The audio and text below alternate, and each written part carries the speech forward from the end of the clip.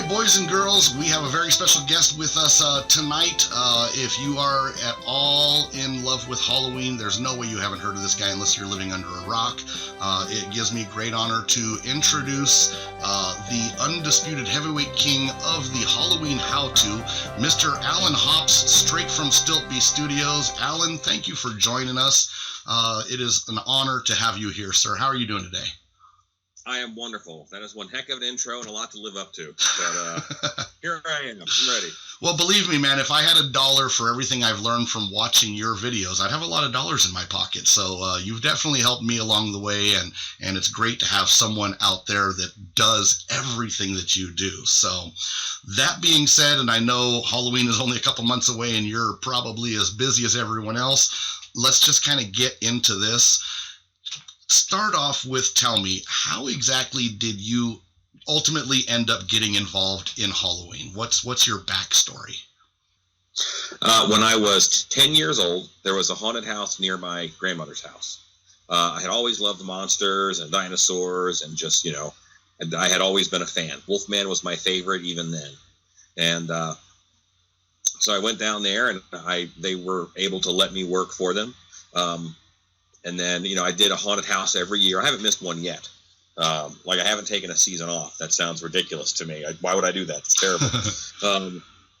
So right about the time, it was 1993, I went to a horror convention in New Jersey. I lived in Maryland at the time. And at this horror convention, there was a Fright Times magazine, which was the magazine of the haunted house industry. I didn't know it was the first one, I didn't know that it was the first issue, and but on the cover it was Terror on Church Street, which was a year-round haunted house in Orlando, Florida. So from reading about that, I planned a trip. So right after my junior year of high school, I drove to Orlando from Maryland. Wow. And me and a friend, I went and I applied. I said, got to get through next year's of school, but then I'll come right back and work. So that got me started in full-time haunting. All right, excellent. All right, now that being said, you have over 30,000 subscribers on your channel, and you've got hundreds of videos. What exactly was it that made you decide to start doing the videos and start kind of showing all of the, the how-tos and stuff? What was your motivation there? I was very lucky because I kind of grew up at the same time the internet grew up, It was, I very much remember, and it was Chiller Theater Horror Convention in New Jersey that I went to and found that magazine. But when I went there in 92, it was, here's our catalog. And it's these papers stapled together, and they're the white copied catalogs. Mm-hmm. And then in 93 and 94, no, here's our address on the World Wide Web. We don't print catalogs anymore. So, as a young, you just had access to all this stuff, but there still wasn't a lot of how-to. So in 95, there was a couple lists. The one was the Howl Halloween list, and it's just text. It's just text, and it was all through emails. And those aren't around anymore, really. But I would answer questions because I was lucky enough where I got to do this for a living. And if I was able to help somebody, great. Very cool. Very cool. I when I first started doing this about 7 years ago, I went to the Devil's Workshop website, and they had an excellent write-up with a lot of details about, step by step all the way through it. And I actually downloaded their entire website onto my hard drive, and I'm so glad I did because a couple of years later they changed up their website and all of that information no longer existed, and I've actually moved that from one computer to another, and I still have it on my hard drive where I can actually pull that up. So yeah, you're right. There was a time when trying to get this information was really, really tough. So my YouTube channel, I think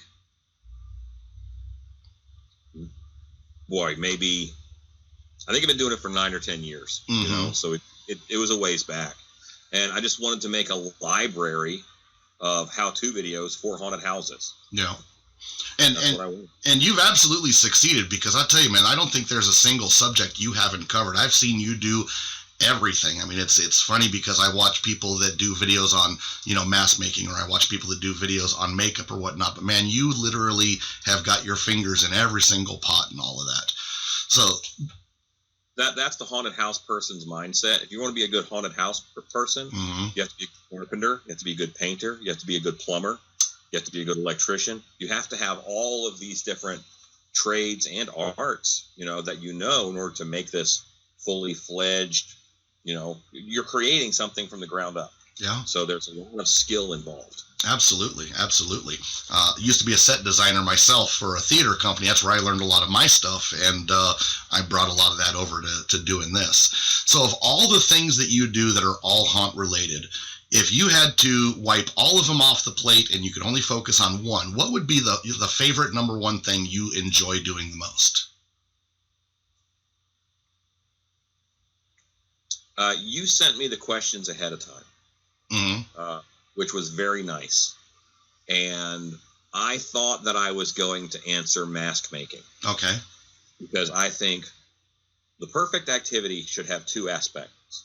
Part of it that you can do alone, and part of it that you have to do with a group.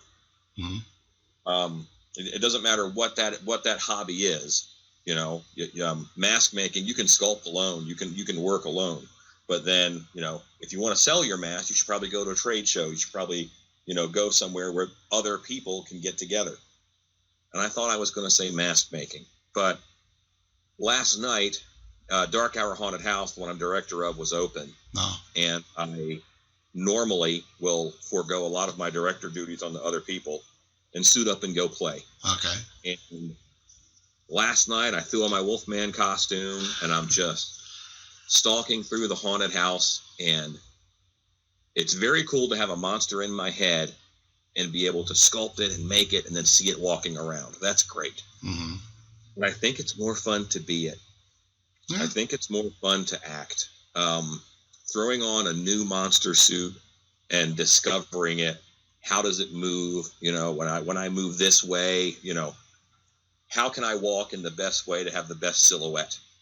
Because that's a lot of the things that I'm thinking of and I'm working on while I'm acting. It's I think in a haunted house, it's a character introduction thousands of times a night. Yeah. Because they only see you for about 6 seconds. That's the first time they ever see you, and you have complete control of it, really, which is great. So it's probably acting. I was a Wolfman last night, and it's real hard to find anything more fun than that. Yeah. I'm going to admit, the werewolf has always been my favorite monster also. And I don't know why. There's just something about the werewolf that I think is, I love werewolves. That's one of my future masks I will be doing, is I want to do my take on werewolf. So years ago, we did our own backyard haunts, and I got a store-bought werewolf mask. It was a pretty decent-looking one, but then I built a whole suit around it, and it is fun to put that on and become the werewolf. So I can agree with you right there. There's a theory that I'm kind of fond of, where there's really only two monsters, and that's Frankenstein and the Wolfman. They are monsters that man has made, Frankenstein. Even like Godzilla, we made Godzilla by, with radiation. Yeah.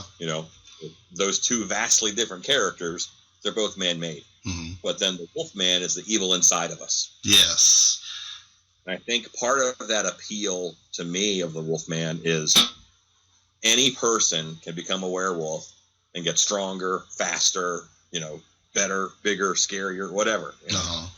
Now you're involved in, you're, like you said it earlier, you're one of the blessed, lucky people who actually gets to live this dream full time, and this is what you do. So give us a little glimpse of just an average typical day for you. What is your day like? What is your home like, your family life? All, just real quick, just kind of what's it like?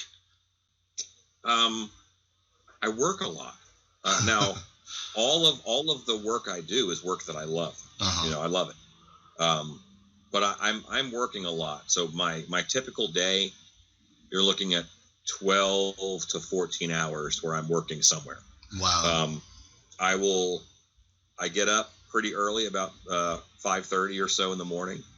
and then me and the wife do some yoga. She heads off to work. Yeah. I don't have to be at work until 10 a.m. Mm-hmm. So then I go into my shop and I put a couple hours in my shop in the morning before I get ready and go into work. And then I'll go into work and do whatever dark hour needs me to do for that 8-hour chunk. And then I will drive back. I live about an hour away. So I have an hour drive to and an hour drive from. During that time, I listen to podcasts or audiobooks. Normally, I'm trying to learn something while I'm driving. I don't want to waste that time. Absolutely. And then, I made puppets last week for dark hour. I had to do some Photoshop stuff and lay out things for upcoming haunt season, so my day at dark hour could be almost anything. And then I get to the shop and I'm filling, when I get home, I kiss the wife and I go right into the shop and I work on orders that I got through MHC or just people who Facebook messaged me or whatever to make the monsters that other people need. Awesome. Yeah, it's a lot of work, but I know that it's a labor of love when it's something that you love doing. It doesn't feel like work. So no, it's when I'm at dark hour, it's like, man, I can't wait to get to my shop and work on this new mask. And then sometimes when I'm in the shop working, I'm like, man, I can't wait to get to dark hour and see how that set finishes out. So there's a lot of, I'm doing this cool thing, but I can't wait to do that next cool thing. Mm-hmm. Now, a lot of our viewers are going to be kind of new to the Halloween arts. I know that we're going to have some people that are looking at getting into mask making. We're going to have some people that are, just experimenting with some makeup. And I'm sure we're going to get some people who are just generally, maybe they're thinking about doing a yard haunt or maybe trying to get in touch with a haunted house to maybe become an actor or help out with building or whatnot. If you were to come up to someone on the street and just met them and they said, I really love Halloween, I'd like to be more into it, what kind of advice would you give them as far as any of that type of stuff? The super simplest advice that I would give is immerse yourself in the industry of selling things to Halloween people in haunted houses. Look at everything on Haunters Hangout. Look at everything on the Haunt World. Their forums are still fairly active. Go to every trade show you possibly can. Trans World and MHC, of course, being probably the two biggest for sure. But go to every haunted house and Halloween trade show you can and look at the industry as a whole. It is the downfall in any profession to just be focused right here on what's happening in front of you, because how much are you missing? So if you can back up and look at our industry from 10,000 feet or 100,000 feet, and then look for holes. What am I not seeing? What isn't there? Because that's what you should make. That is what you should create and give to the industry. That's what they need. When the worst thing, we're kind of in a little bit of a cycle right now where we are unfortunately giving customers what they want. Okay. That is unfortunate because if we're giving them what they want, then we're not giving them anything new. Because it is very rare that someone will say, you know what, I really need this, fingernail golem. That's what I want in this room of the haunted house. It's not how they think. They think we need a cool monster for this. Let's go and look and see what's out there and put it in there. Mm-hmm. We have the imperative of creating new things. And there's this design line that people are comfortable with. Everything that we're making right now is here. And we have to drag them a little further, to get new monsters. The world needs more monsters. Yeah. It just does. Yeah. And we have to, look at how frustrated people are with how many remakes that they're doing in Hollywood right now. Oh, absolutely. Remakes and sequels. But how many clown masks do you see? How many of the same thing are you seeing? How many versions of Michael Myers are there? Oh my God, it hurt. Yeah. Yeah, but this one has blue lips. I don't care. Yeah. No one cares. There are people who care. Yeah. and I that's interesting to me. But it's our job to look at the industry as a whole, find what isn't there. What is no one selling that haunted houses need? They don't know they need it yet, but you have to present it to them, and then they'll see a need. Absolutely, absolutely. That's actually really, you're talking there, and I'm already in my mind starting to formulate ideas for my very next mask. I've reached a point where almost all the clay I own is currently on some kind of a sculpt somewhere, but I've got a brand new Ed head that just came not too long ago, and I'm like, I need to get this thing molded, and I'm definitely going to spend some time looking at what's out there. And you're right, we need some new original monsters. I'm going to see if I can't come up with something a little bit different that maybe hasn't been done to death. So awesome. Listen, it has really been great having you on this show. It's really cool. And for you viewers who are watching this, you're going to want to go to YouTube and you're going to want to look up Stiltbeast Studios. You will have weeks worth of video that you can spend watching all the time. A lot of times when I'm sculpting, I like to just pop something on the computer and just have it kind of playing on the screen there. It's very inspirational, and Alan is a lot of fun. And again, Alan, thank you very much for taking the time to be here and to join us. I would really love to have you on, periodically every now and then when new stuff and exciting stuff is going on. So I'd be happy to. Just let me know. Absolutely. Again, thank you. It's an honor. And all right, let's get back to our regular show.